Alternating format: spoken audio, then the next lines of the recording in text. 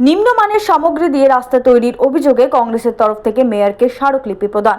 আসানসোলের 47 নম্বর ওয়ার্ডের Horton road এলাকায় নিম্নমানের সামগ্রী দিয়ে রাস্তা তৈরির অভিযোগ তুলে বুধবার আসানসোল পৌর নিগমের মেয়র বিধান উপাধ্যায়কে স্মারকলিপি প্রদান করল কংগ্রেস নেতা শাহ আলমের অভিযোগ, হটন রোড এলাকায় নিম্নমানের সামগ্রী দিয়ে রাস্তা তৈরি করা হচ্ছে, কারণ নতুন রাস্তা নির্মাণের পরেই রাস্তায় দেখা দিয়েছে ফাটল।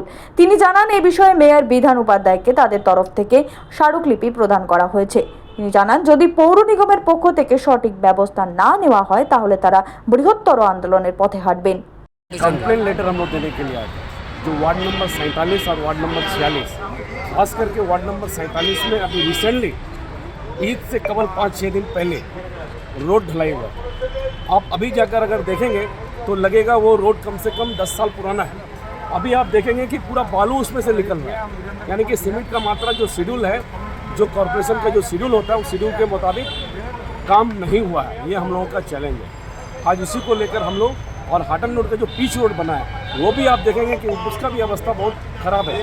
हमें तो ऐसा लगता है कि जिस कॉन्ट्रैक्टर को काम दिया गया था उसको कोई आइडिया ही नहीं है काम करने का। जो पीच रोड हुआ और जो ढलाई रोड, उसका अवस्था तो ख़राब है। तो मेयर साहब ने हम लोगों को बोला है कि अभी हम उसको इंक्वायरी के लिए भेज रहे हैं। हम चाहते हैं कि आसनसोल म्युनिसिपल कॉर्पोरेशन जो पब्लिक का टैक्स का रिव्यू का पैसा से जो काम होता है उसका पैसा लूट ले, इसी के लिए हम लोग कॉर्पोरेशन में मेयर साहब के पास आज जाकर काम करेंगे। এ বিষয়ে আসানসোল পৌর নিগমের মেয়র বিধান উপাধ্যায় সঠিক ব্যবস্থা গ্রহণের আশ্বাস দেন। সঞ্জয় যাদব, 99 নিউজ বাংলা, আসানসোল।